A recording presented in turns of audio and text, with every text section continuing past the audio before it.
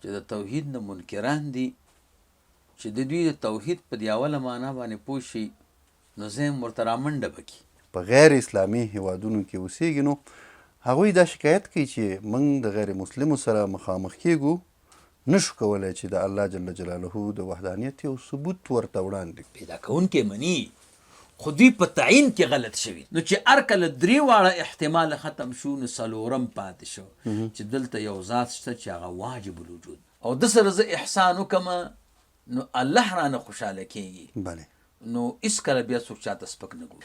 دا دومره عجب ترتیب معلومیږي دا چې دا اتفاقي خبرې نه دي، د الله جل جلاله د وحدانیت ثبوت ده. نو دلته د الله تعالی د طرف نه یو کلکه وعده ده بأن لهم الجنه. بس الله تعالی د ده په دې بدن کې یو استعداد اچولی چې په هغې باندې د خپل رب معرفت کوي. دا هر ماشوم چې پیدا کیږي دا مسلمانی الله تعالی واحد منی، لا شریک منی، موجودی منی، دلیل ته هیڅ ضرورت نه لري. دا محسوسات چې په یو عجیبه نظام جوړ دي بله دا کیف متفقه کار نه دی. اور به یو سوځول به نه کوي او بیا هغسې غټ اور عقل د دې معاملې ادراک نشي کولی. نو دا معجزه ده. بسم الله الرحمن الرحیم. درنو لیدونکو السلام علیکم ورحمت الله وبرکاتو. په دې هیله چې بیا هم روغ جوړ خوشحاله او د خپرونې سره اوسئ. قدرمن لیدونکو د خپرونې نننۍ موضوع بیا هم مهمه موضوع ده او د بعضو لیدونکو په غوښتنه چې غوښتنه یې کړې وه نن مو ورته خپرونه ځانګړې کړې. موضوع ده چې د الله جل جلاله د وحدانیت ثبوت. نن په دې خبرې کوو. ډېری ځوانان کیدای شي تر ځوانانو ورخوا لږ د پاخه عمر خلک هم له دې مشکل سره حتما مخامخ دي که څوک دې د الله جل جلاله د وحدانیت او د یووالي ثبوت وغواړي پاتې راځي پکې. په تېره بیا هغه زموږ او ستاسو ورونه چې له هېواده بهر په نورو هېوادونو کې په غیر اسلامي هېوادونو کې اوسېږي نو هغوی دا شکایت کوي چې موږ د غیر مسلمو سره مخامخ کیږو، نشو کولی چې د الله جل جلاله د وحدانیت یو ثبوت ورته وړاندې کړو.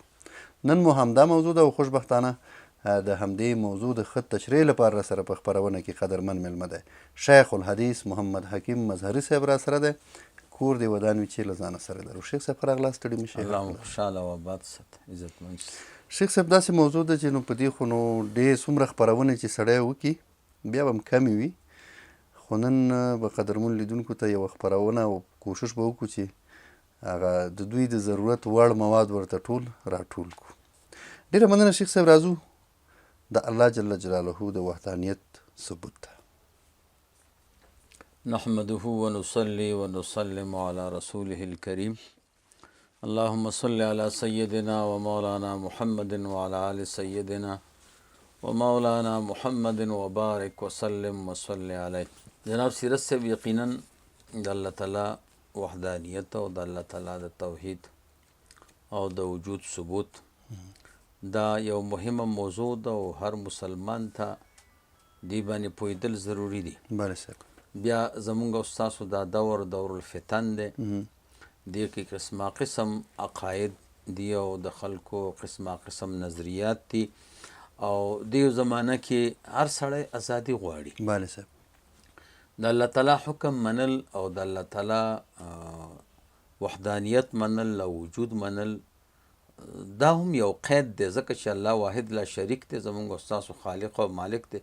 ضرور به د هغه رضا لټی او د هغه شیونه چې په هغې باندې الله تعالی خفه کېږي هغې نه به ځان ساتي.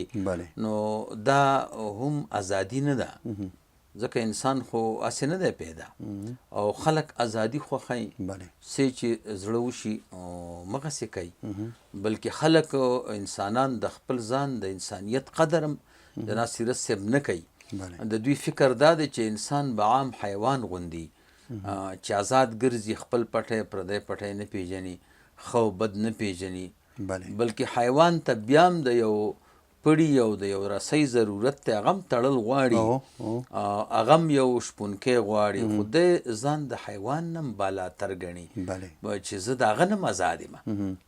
نو یقینا دا موضوع ضروریم ده او دی باندې بحث هم پکار دی خو چونکې موضوع ډیره وسیع ده او ګران هم ده نو زه به تاسو ته لنډې دوه خبرې پرې وکړم بله صاحب او انشاءالله زمونږ او ستاسو لیدونکي او اورېدونکي به ترېنه فایده واخلي او چې خبره اوږده شي نو بیا به دوی ته هم اورېدل ګران وي. بله جناب سیرت صاحب دوه خبرې دا دي چې اول به د توحید معنا وکړم.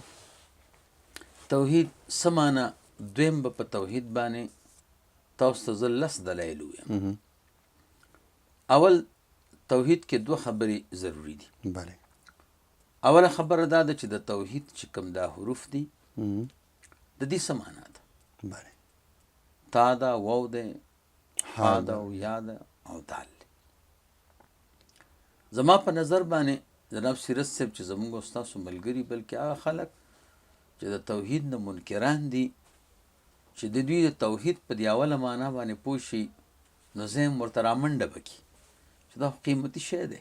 بله نو جناب سیرت صاحب توحید دا 15 حروف دي. تا ده، واو ده، ها ده، یا ده او دال. بله صاحب تا څه معنا ده؟ تا معنا اشارة الى تدبر فی آیات الله. اشاره ده تدبر ته د الله تعالی په آیاتونو کې. د توحید خلاصه دا ده چې انسانانو ته دا حکم دی چې په آیات الله کې فکر وکړي. آیات الله 3 معنی دي. یو آیات الله د قرآن کریم آیاتونو ته وایي. هر آیت سره پکار دا دی چې سړی فکر وکړي د دې څه معنا ده، د دې څه مقصد دی، د آیت معنا څه غواړي. دویم د آیات الله نه مراد هغه معجزات دي چې الله تعالی انبیاو ته ورکړي دي د هغوی په صداقت باندې. بله هغې کې امتي ته فکر پکار دی چې دې نبي ته الله تعالی دا معجزات ورکړي دي، دا برحقه نبي دی. دریم د آیات الله نه مراد دا ټول عالم دی.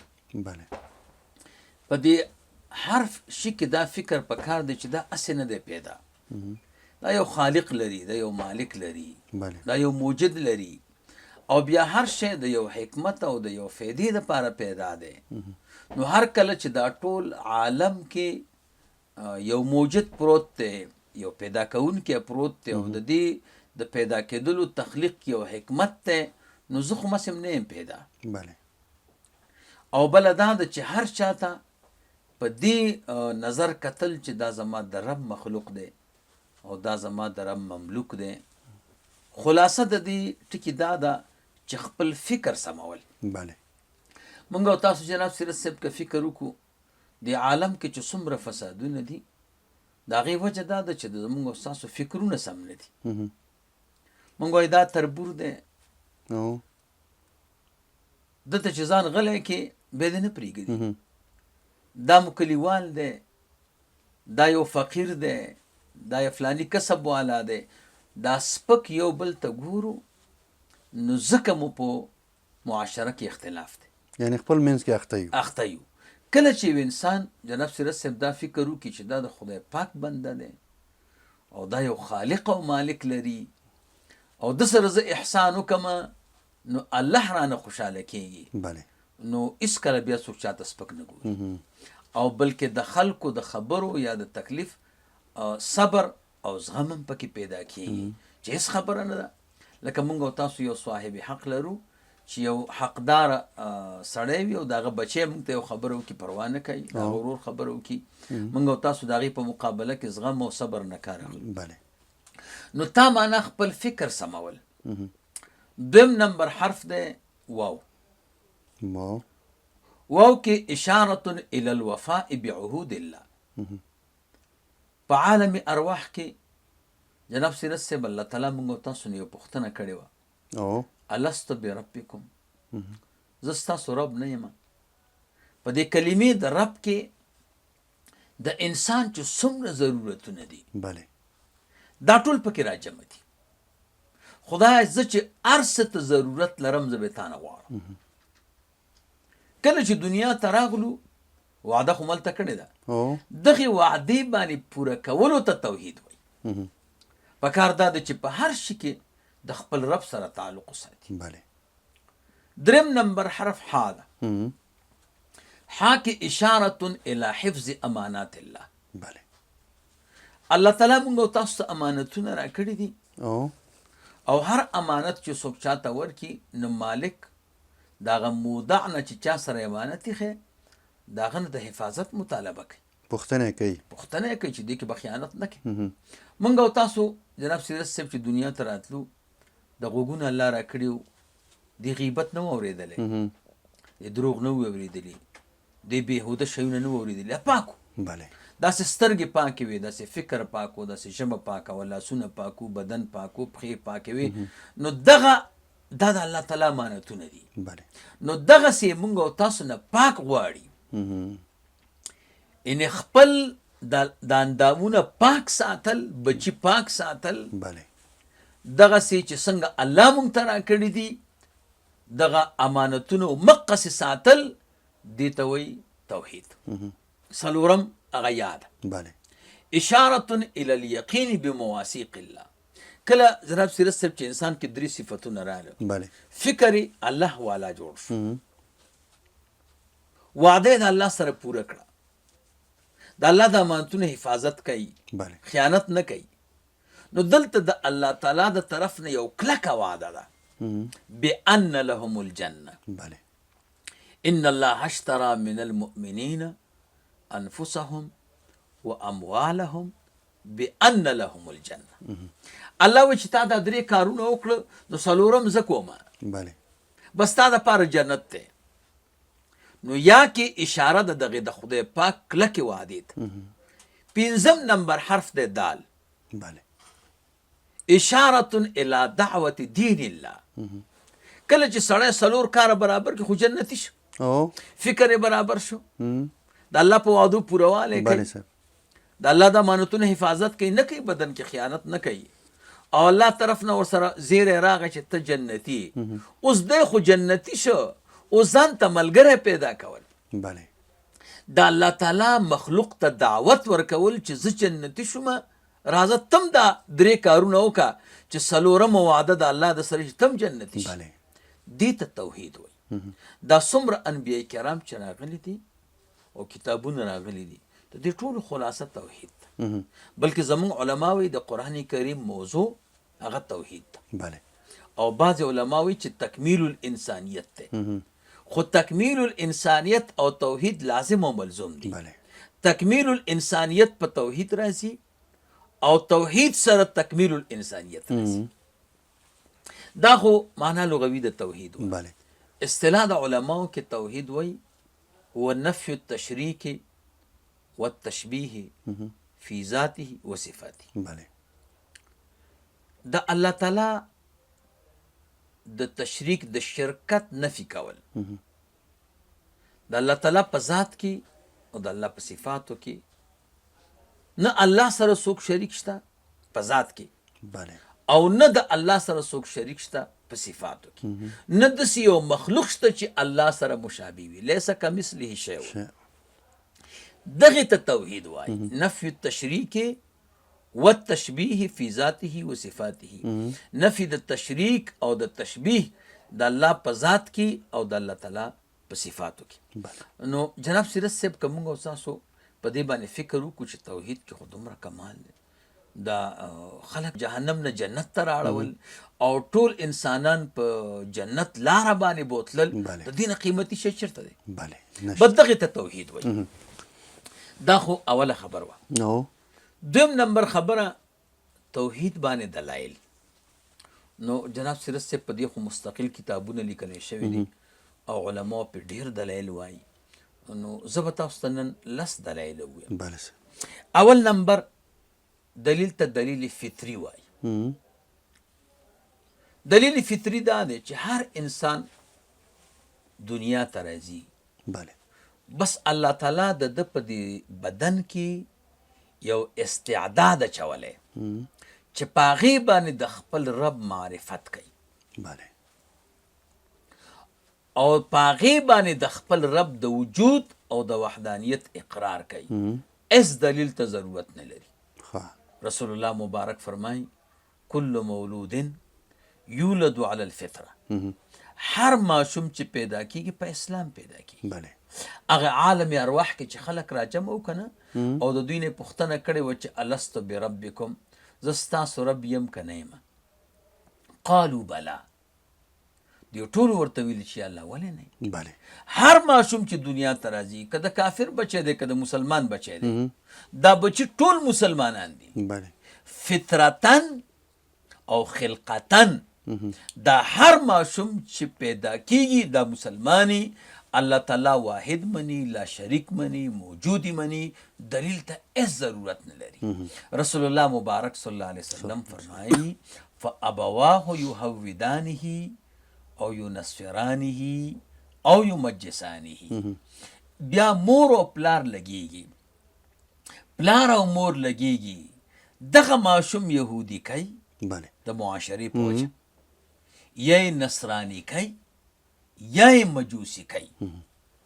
نو کله نو هر انسان چې په فطرت اسلام باندې پیدا کېدل او د الله تعالی د توحید او د وجود اقرار کول، دا د الله د توحید دلیل. دته چا سبق نه دی ښودلی دې ماشوم ته، دته چا تعلیم نه دی ورکړی، دی په دلیل نه پیږي، خو بیا هم الله تعالی مني چې الله زما خالق او مالک شته. نو دغه دلیل د الله تعالی د وجود دی، د الله د معرفت دی. دی وجه نه کم خلک چې دهریان دي او الله نه مني، نو هغوی ماشوم ته تربیت د دهریت ورکوي، سبق د دهریت ورته ښیي. ولې؟ یعنې که دا ماشوم پیدایشي دهري وی، بیا خو سبق ته ضرورت نه و، که و بیا خو ورته نه و ضرورت. یعنې که څوک دا ووایي چې تاسو ته څه معلومیږي چې دا ماشوم مسلمان پیدا دی، نو موږ وایو ځکه مسلمان پیدا دی دی چې ته د لارې نه اړی دی تعلیم ته ضرورت لري. انسان کې جناب سیرت صاحب کوم شیونه فطري دي، پیدایشي دي، لکه خوراک، هغه تعلیم ته ضرورت نه لري. اوس ماشوم چې پیدا شي دته خو چا نه ویلي چې بچیا دا ډوډۍ خوله کېږده، ورته ویلي دي؟ نه. دی په خپله ډوډۍ راخلي او خوله کېږدي، دا شی فطري دی. فطري شی تعلیم ته ضرورت نه لري. دته چا نه دی ویلي چې چا دنه خبره لرې وکړه نو دته به غوږ نږدې کړي او متوجه کړي. دا د اورېدل په غوږونو دا فطري شی دی. دا مدرسې ته تعلیم ته ضرورت نه لري. دته چا نه دی ویلي چې تش اودس ماتې نو یو طرف ته به ځې. دا ماشومان وګوره که نه، واړه ماشومان دا چې تش اودس ماتې که فکر مو کړی یو طرف ته لاړ شي. نو غرض مې دا دی خوراک، چیکاک، اودس ماتې، جامې، لمبل که نه، دا ټول فطري شیان دي. دا بغیر دلیله، بغیر مدرسې، بغیر تعلیمه هغوی ته خپله زده کېږي. یا مثلا دا موږ او تاسو چې کوم شیونه استعمالو، دا واسکټ دی، دا صادر دی، دا کاسه ده، دا پتیله، موږ خو سبق نه دی ویلی، د دې مدرسه مو ویلې ده. دا شیونه موږ او تاسو ته په ذهن کې پراته دي، خو دا فطري دي. او کوم شی چې فطري وي هغه دلیل او مدرسې ته ضرورت نه لري. نو دغه رنګې د الله تعالی وحدانیت منل دا فطري دي. که دا فطري نه وی نو دې دهریانو به دې ماشومانو ته د دهریت سبق نه وی، خپله به همسې پرېښی وی. ځکه فطري شی خو مدرسې ته ضرورت نه لري. نه. څنګه چې د خوراک مدرسه دوی نه لري، د چیکاک مدرسه نه لري، د خبرو د کولو مدرسه نه لري، د اورېدلو مدرسه نه لري، د اودس ماتې مدرسه نه لري، ځکه دا شیونه فطري دي. نو په کار دا دی چې دوی د اول نه کافر پیدا وی، نو بیا مدرسې ته ضرورت و؟ نه. معلومیږي دا چې دوی د دهریت درس ورکوي، د الله تعالی د انکار درس ورکوي. نو درس هغه چاته ورکوي چې چا سبق نه ویلی، شی فطري نه.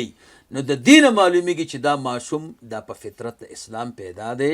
که الله تعالی موجود نه وی، واحد لا شریک نه وی، نو دا ماشوم به مسلمان نه و. دې ته دلیل فطري وایي. ځکه فطري دلیل ته ضرورت نه. یو دلیل دا دی. دویم نمبر دلیل عقلی دی. عقلی دلیل دا دی چې جناب سیرت صاحب عقل چې دی دا هم یو حادث شی دی. د هر انسان عقل چې دی دا یو نوی پیدا دی. او هر عقل بل سره بیلوالی او تفاوت بیلوالی لري. لري. خو دا خپل عقل دا د ادراک د خالق نه عاجز دی. عقل په خپل وایي زه ادراک د خالق نشم کولی. دا مني چې خالق را سره شته. یعنې دهریان چې دي څوک چې الله نه مني، بله جناب سیرت صاحب هغه هم خالق مني، خو هغه وایي خالق زمونږ زمانه ده. بله هغه هم خالق مني، وایي چې خالق زمونږ دهر زمانې ته وایي کنه. هغه وایي موږ زمانې پیدا کړي یو.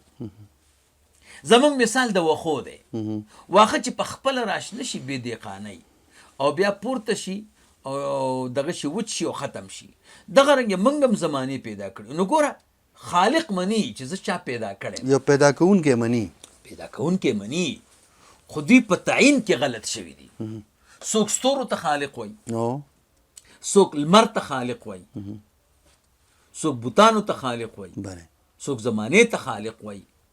نو دا اختلاف ولې راغی په دې خالق کې؟ ځکه عقل د ادراک د ذات د باری تعالی نه عاجز دی. نو دې ته دلیل عقلی وایي. که دا خالق موجود نه وی نو خو عقل به د هغې ادراک کړی وی. د دوی په منځ کې به د عقلاو په منځ کې به اختلاف نه و. معلومیږي دا چې یو وایي چې زما خالق لمر دی، بل وایي زما خالق ستوری دی، بل وایي زما خالق اور دی، بل وایي زما خالق زمانه ده، بل وایي زما خالق بوت دی. او ښکاره خبره دا ده چې دا خو خالقان نه دي که د عقلاو په منځ کې اختلاف راغی. دلته یو خالق شته، که عقل د هغې ادراکو کې اختلاف به ختم شي، خو عقل عاجز دی، هغه ویې نشم کولی. نو دا اختلاف په تعدد د خالق کې دا دلیل د دې دی چې عقل د دې د ادراک نه عاجز دی. نو دلته یو ذات موجود دی چې هغه بالاتر دی د عقولو نه.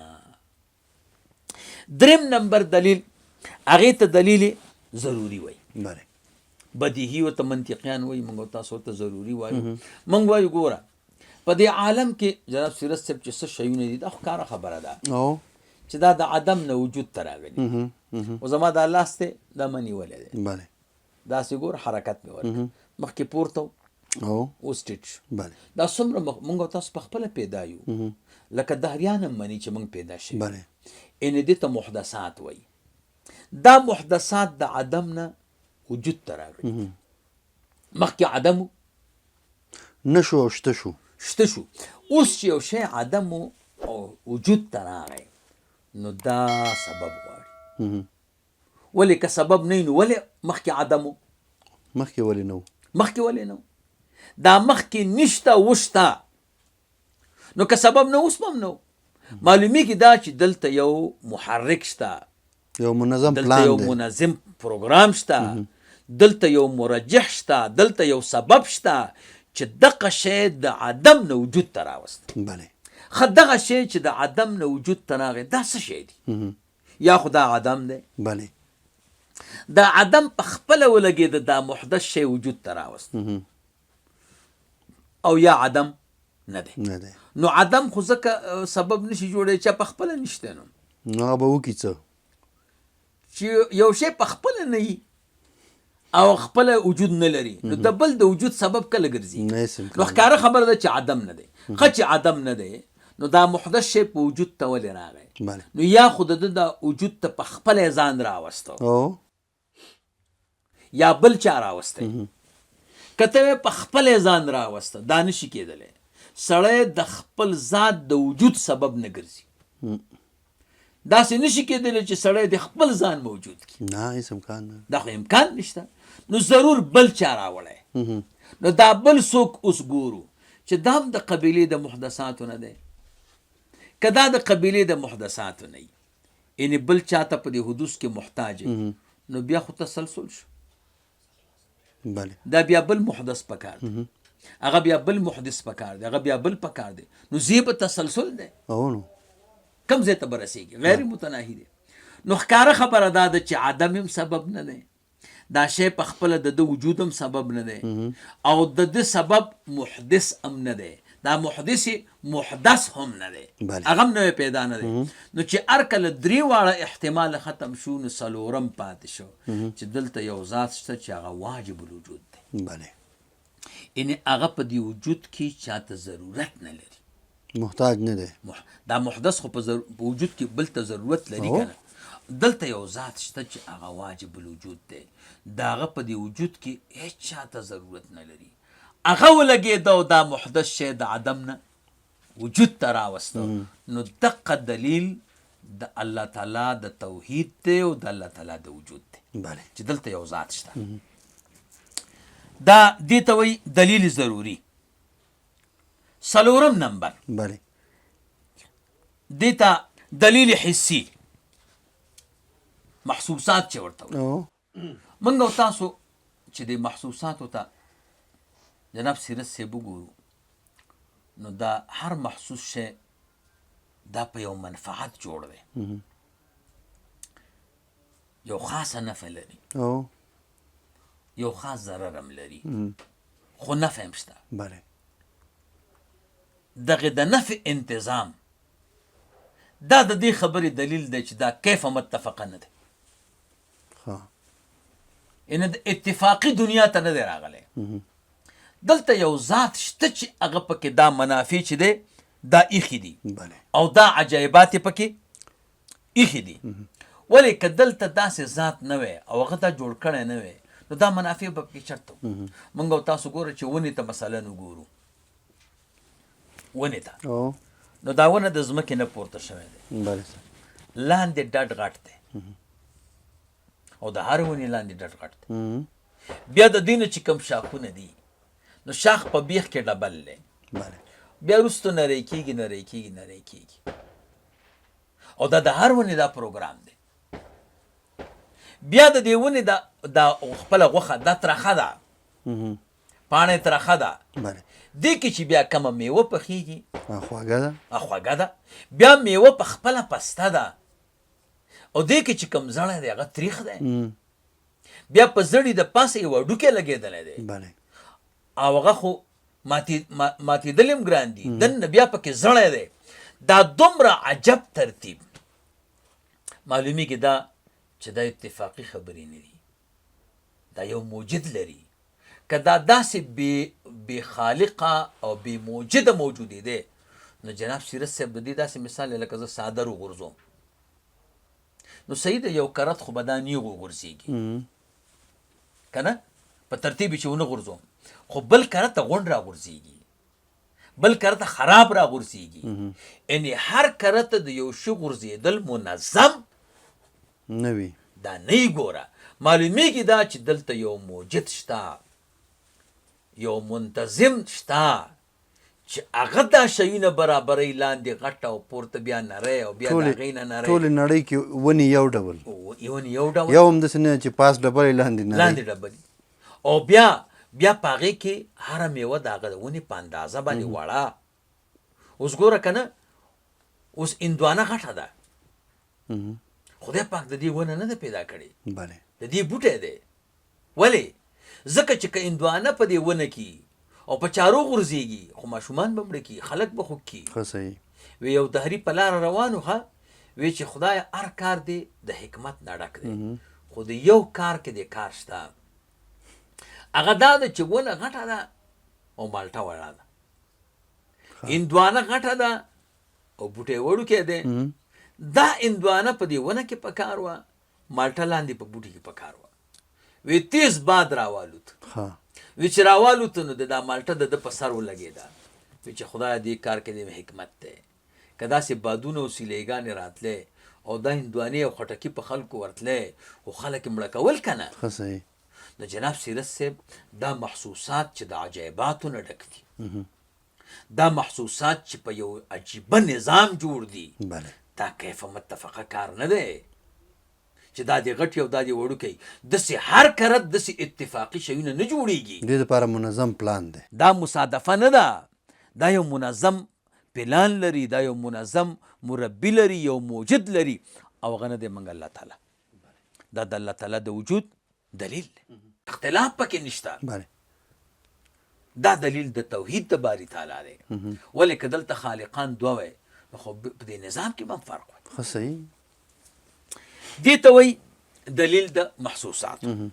پنځم نمبر دلیل د تمانع. دلیل د تمانع دا د قرآن کریم ویلی دی لو کان فیهما آلهة الا الله لفسدتا. جناب سیرت صاحب دا بیګا زما میلمانه صاحب او دوه ملګري دي په شریکه کارخانه اغوستې ده ها او دا یو میاشتې نه زیاتو شو، خو دوی ځای ونه نیوه. اختلاف دی. اختلاف ځای ولې ونه نیوه؟ یو وایي دا ځای ښه دی، بل وایي دا ځای ښه دی. یو وایي دا 1500 روپۍ غواړي، بل ورته وایي دا ډېر دي زر. نو په زر یې هغوی نه ورکوي، 1500 باندې دوی نه نیسي. بله نو ما ورته بېګا وایي داسې کار وکړئ چې یو ترېنه لرې شئ او یو نفر ته چې دی صلاحیت ورکوي نو ځای به ونیسئ. چې تصمیم ونیسي. دوه مشران چې شي هغې نه هېڅ شی نه جوړېږي. په کور کې چې دوه شریکان هېڅ شی نه جوړېږي او دواړه صلاحیتونه لري که نه؟ صلاحیتونه لري. دې وجې نه د الله تعالی یو عجب نظام دی. دا د انسان دا بدن هم مثال د دنیا دی. بله دې کې چې کوم اعضای رئیسه دي د یو جوړ کړی. دماغ یو دی، زړه یو دی. اوس که دماغونه دوه وی لانجه وه نو یو دماغ به د فیصله کوله چې خوشحال خان ته لاړ شه او بل به درته وی چې نه ارزان قیمت ته لاړ شه، بله بل به درته وی چې جلال آباد ته لاړ شه. بس په دې منځ کې به تاوی دي. دماغ یو دی، بله زړه یو دی، یو دی، جگر یو دی، یو دی، ژبه یوه ده. دا یوه ده. دا دې ته اعضای رئیسه وایي. اعضای رئیسه الله تعالی یو کړی. دا دې دپاره چې د انسان په دې بدن کې فساد را نشي. ژوند وکړي. د ژوند وکړي، که نه یو لاس به په یو طرف خوش و، بل لاس به بل طرف خوش و. کله به داسې موټر تاو نو دا د عالم ته چې جناب سیرت صاحب موږ او تاسو وګورو، هره ورځ لمر د مشرق نه راخیږي مغرب ته کوزیږي. ډېر منظم. ډېر منظم. داسې ونه شوه چې لمر نیمایي د اسمان ته راختلی دی او بیا واپس تللی دی. داسې ونه شوه چې ورځ ده لمر نه دی راختلی. داسې ونه شوه چې لمر دی رڼا نه کوي. داسې ونه شوه چې ورځ شوه شپه ورپسې نه راځي. بله داسې نه ده چې شپه شوه ورځ ورپسې نه راځي. دا څومره انسانان چې ګوري په یو حلیه دي، رنګ یې بدل دی، خو چې کوم اعضا دي ټول یو ډول دي. نو دا نظام ښایسته نظام چې روان دی او دې کې فساد نشته، معلومیږي ده چې خالق لا یزال یو دی. ولی علما وایي که چېرته دوه وی العیاذ بالله دوه خدایان وی نو اوس دوه خبرې دي. یا به د دې دواړو خدایانو کارونه دواړه دنیا کې ښکاره وی یا به د دواړو نه وی. بله مثلا یو وی چې زه باران کوم او بل وی زه باران نه کوم. بله نو یا خو به داسې چې د دواړو خبره به نه منل کېږي. نو دې ته وایي ارتفاع د نقیضینو. داسې خو نشي کېدی چې باران دې وي او باران دې نه وي. کېدی شي؟ نه هېڅ امکان نه لري. خو یا به باران وي یا به نه وي. نو که د دواړو خبره نه منل کېدله نو هم نه کېږي. دا خو ارتفاع د نقیضینو ده. داسې هم نه کېږي چې دواړه دې خپل کار وکړي. بله باران دې ویم او نه دې وي. داسې کېږي چې باران دې وي او نه دي او نه دي. دا خو نه کېږي. داسې هم نه کېږي چې نه دې باران یي او نه دې شین اسمان یي. دا امکان نه دا لري. امکان نه لري. یو ته اجتماع د نقیضینو وایي، دویم ته ارتفاع د نقیضینو. او که ته وایې چې نه د یو خدای خبره باندې نن عمل وشو او د بل خدای خبره باندې به سبا ته کېږي، اتفاق یې کړی، نمبر یې ښه. نمبر یې ښه. یو ورځ به ته باران کې ټیک ده، بس تا خبره صحیح ده، خو زه خو د شین قایل یم، بله ورځ شین کومه. نو دا اتفاق ممکن دی. موږ وایو نه. ولې دا یو خدای مثلا چې باران وکړي، دا بل خدای به د ده په دې باران بندولو قادر یا به نه. که پې قادر دا خدای نه دی، ځکه د ده صفت د کمال نشه که نه. یعنې داسې یو ذات شته چې دی کار ته نه پرېږدي. بله او که نه د ده په کار بندولو هغه قادر، نو هغه عاجز شه که نه. بیا خو هغه خدای نه دی. هغه خدای نه دی. نو اتفاق هم ممکن نه دی. ولې په اتفاق کې هم د یو عجز ثابتېږي. دواړه باید یو برابر عاجز پکې نه وي. نو دا نظام چې روان دی نو داسې نشي کېدی چې د دواړو خدایانو کار دی نه وي، داسې هم نشي کېدی چې د دواړو دی وي، داسې هم نشي چې یو وي او یو دی نه وي. نو هر کله چې درې واړه شقونه باطل شو بیا هم نظام روان دی.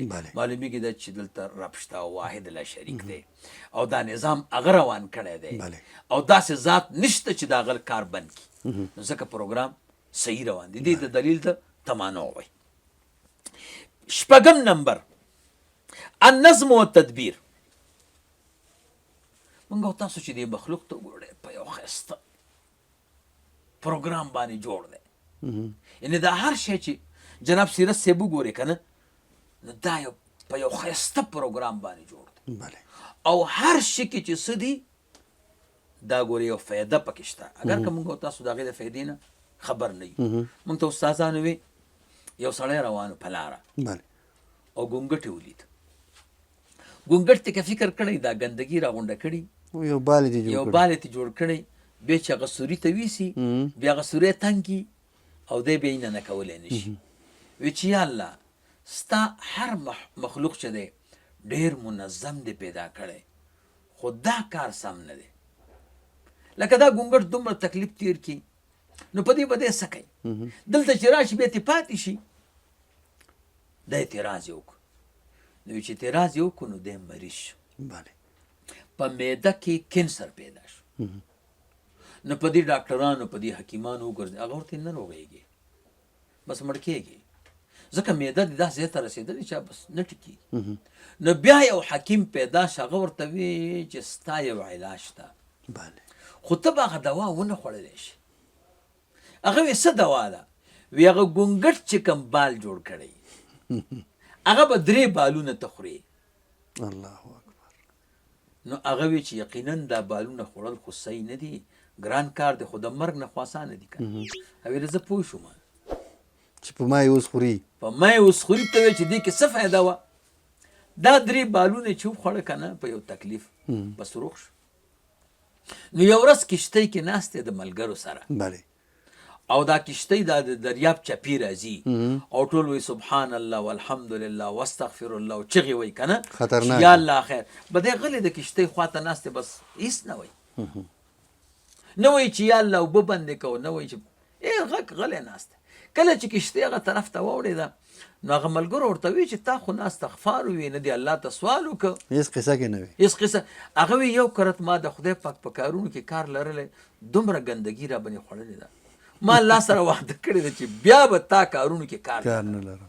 نو جناب سیرت صاحب دا نظام چې د هر یو مخلوق ته چې فکر وکړي دا یو منظم طریقې باندې جوړ دی.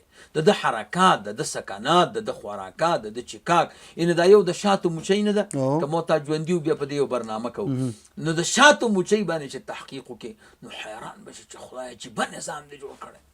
دا هر یو شی دا شاپرک چې وګورې دې باندې چې کوم دا علماو د دې د خاصیتونه بیان کړي د دې کمالات نو دا هر یو مخلوق یو منظمې طریقې باندې پیدا او یو منظم حرکتونه ورکړي دي نو دا بغیر د خالق او د مالک نه کېږي. دا کیف متفقه نه دي پیدا. دومره کمالات یو شی ځان کې په خپله نشي پیدا کولی. اووم نمبر دلیل منع الصدفه ورته وایي یعنې تخمین او کیف متفقه او زمونږ علما ورته وایي اټکل چې ورته وایي همداسې بې پروګرامه شی دا نه ده. بې پروګرامه شیونه دنیا کې دا نه پیدا کېږي. یعنې ټول په کار شیان دي. یعنې دا نظام چې چلیږي دا صدفه چې ورته وایي یعنې اټکل چې ورته وایي موږ پښتو کې ورته څه تعبیر کوي ناګهانه سړی یو چوک کې دواړه سره مخامخ شي. هلکه ویل زه خو دغه ته تلم جلبات ته ګوره دواړه سره یو ځای شو. تصادف شو. آفرین تصادف. دا عالم چې پیدا دی دا په تصادف نه دی. د تصادف په منع کې د علماو اتفاق دی.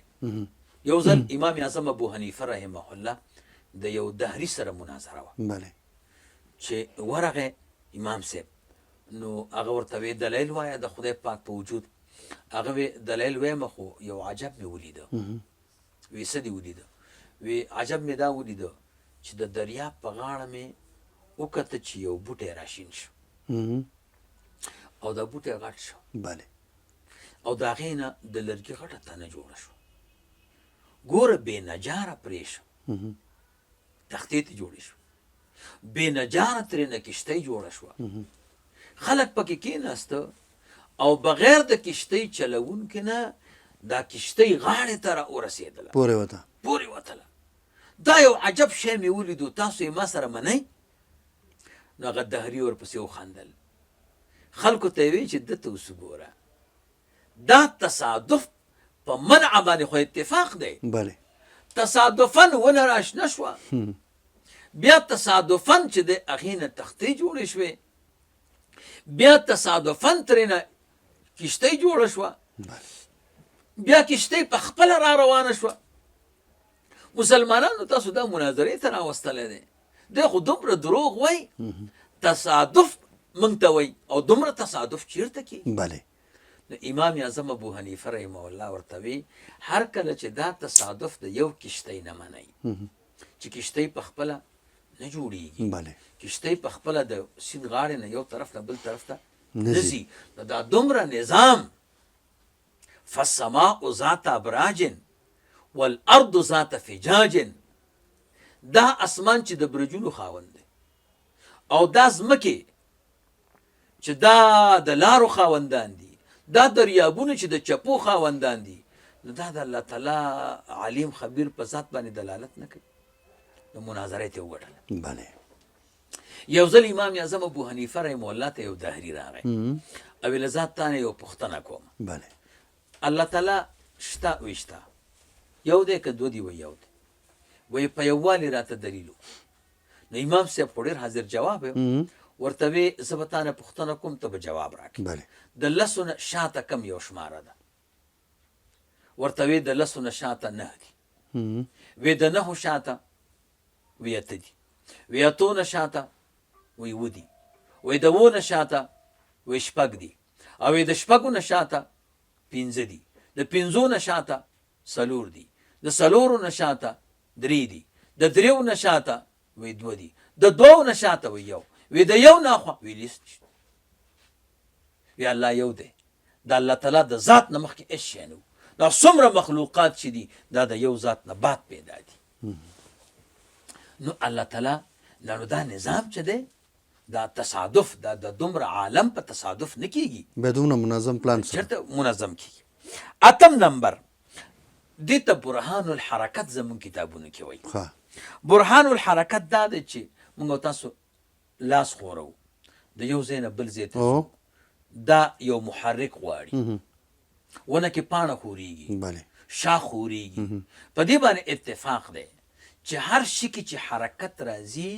نو دا یو محرک غواړي بیا خاص کر چې کوم کې روح نه وي مثلا دا کتاب دلته پروت دی دا بغیر د محرک نه حرکت پکې راځي دا میز دلته پروت دی بغیر د محرک نه دی کې حرکت راځي نه راځي دا هر شی چې روح نه لري نو دا په اتفاق د علماو دا دې کې چې کوم حرکت راځي هغه بغیر محرکه نه وي هر کله چې موږ تاسو د عالم ته وګورو وریځې ځي که نه ځي او سا پکې نشته دا حرکت چې کوي نو دلته یو محرک شته نو خپله خو امکان نه لري دا هوا چې حرکت کوي دا ونې چې حرکت کوي دا نظام کې چې څومره جمادات دا نباتات دا چې څومره دي د غره د سر نه تیږه راولغړېږي لاندې د اوبو کې خو سا نشته که نه او په ویله کې روانې کورونه یې په مخه کړي سیلابونه سیمټي دیوالونه د منځه وړي باد کې خو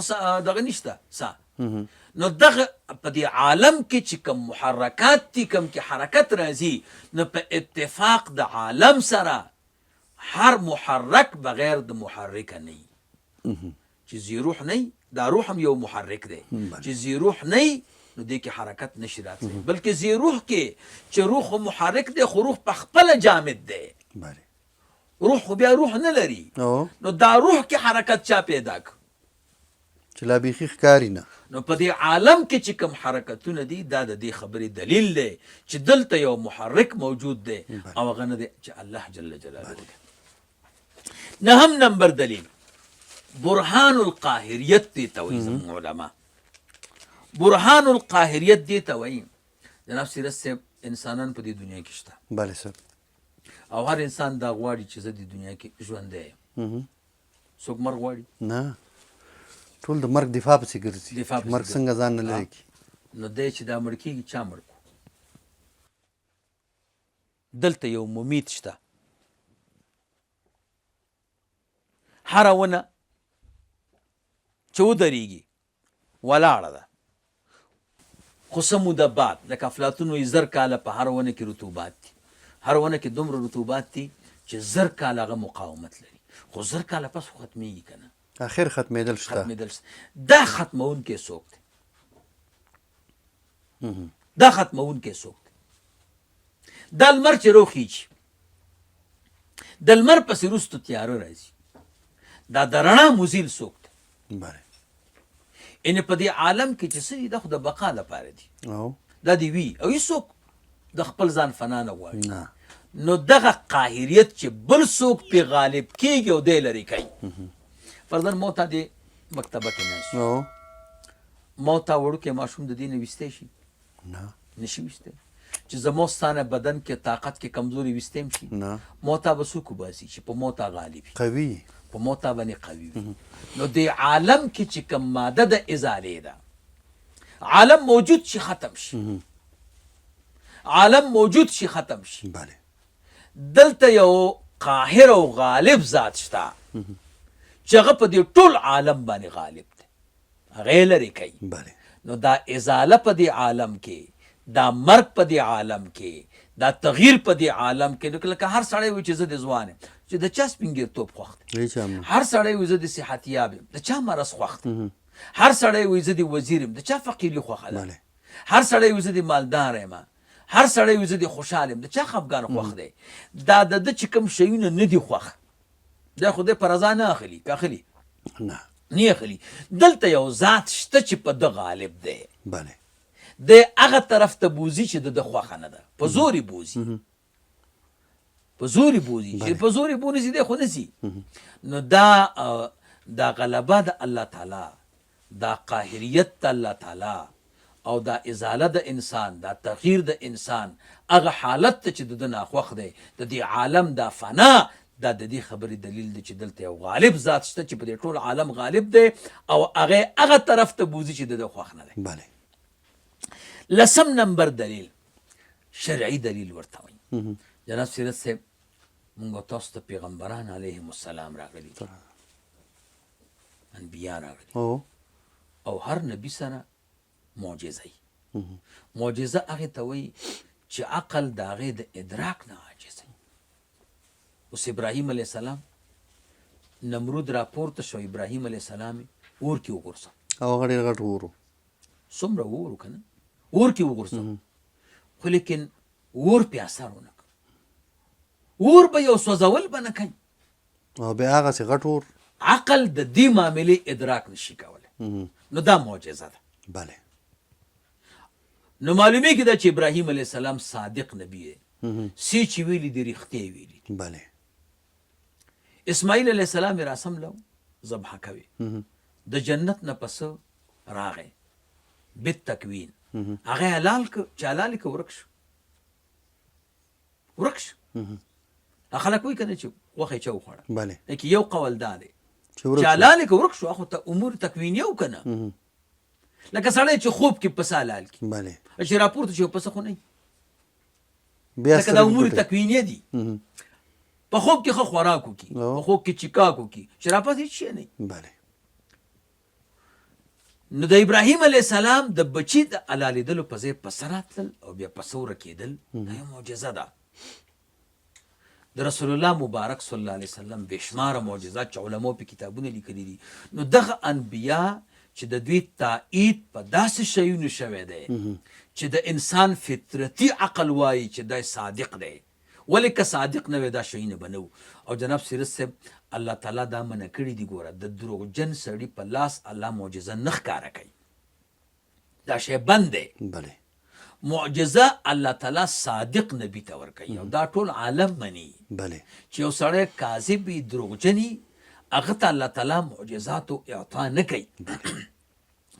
د الله عادت په دې جاری دی چې څوک صحیح نبی وي او صادق نبی وي، هغه ته به معجزه ورکوي.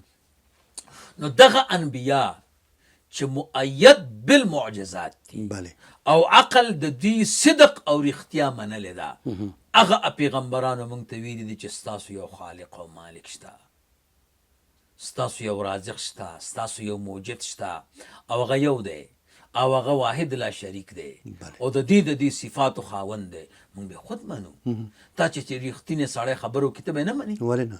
دې فلاسفو ته دې دهریانو ته چې خپل سنځانان خبرو کې ولې نه مني؟ 100% دا اوس چې وایي موږ سپوږمۍ ته ختلي یو، هلته هم کالوني شروع کړې ده، پوهېږې؟ او دا ټول یو سره مني.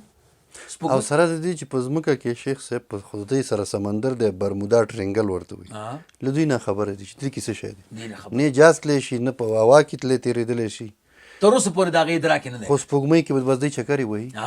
خو دوی ګوره د خپلو فلسفیانو خبره مني. ولې؟ دوی وایي چې زموږ دا سنځانان چې دي دوی دروغ هم ویلی شي، رښتیا هم ویلی شي، خو طرف د رښتیا یې غالب دی. یعنې چې د چا طرف د رښتیا غالب دی، اگر که امکان د دروغو پکې شته، د هغوی خبره منل ضروري دي. اما انبیاو کې خو امکان د دروغ هم نشته، نو موږ به څنګه د انبیاو نه منو؟ نو د انبیاو دا اقوال دا د دې خبرې دلیل دی چې الله تعالی واحد لا شریک دی او الله تعالی موجود دی. ډېره مننه شیخ صاحب، ډېره مننه. الله مو قدرمن او خوشحال لره. واقعا چې زموږ قدرمن لیدونکو به په دې اړه دغه څومره چې عقلي دلایلو دوی به پرې پوه شوي، ځکه اوس که نقلي تاسو راوړل شیخ صاحب نو خو بیا ډېر وختونه پرې لګېدل او کیدای شي زموږ د قدرمن لیدونکو له سویې هم پورته و. نو الله مو جنتي که، ځکه چې تاسو دومره خواري کړې وه او عقلي دلایل مو راجمع کړي وو تر څو زموږ قدرمن لیدونکي په دې باندې پوه شي. ډېره مننه صاحب، خوشحاله اوسئ. قدرمن لیدونکو له تاسو هم مننه چې تر دې دمه راسره وئ. والله تاسو ته هم توفیق درکړي چې په دغه خپرونه کې تاسو ته موږ همدغسې دلایل راجمع کړي وو چې تاسو په ټولنه کې د غیر مسلمو سره مخامخ کیږئ. حتی اوس په اسلامي ټولنه کې سیکولران دي، دوی د الله جل جلاله په وحدانیت باندې اعتراضونه لري. نو کوشش وکړئ چې همدغه دلایل زده کړئ تر څو د هغوی په وړاندې تاسو قوي او مضبوط اوسېږئ او خپل رب ورته په عقلي دلایلو ثابت کړئ. تر بیا چې ستاسو په درانه خدمت کې حاضرېږو، تر هغې مو په لوی او مهربانه رب سپارو. هر چېرې چې یاست روغ جوړ خوشحاله اوسئ.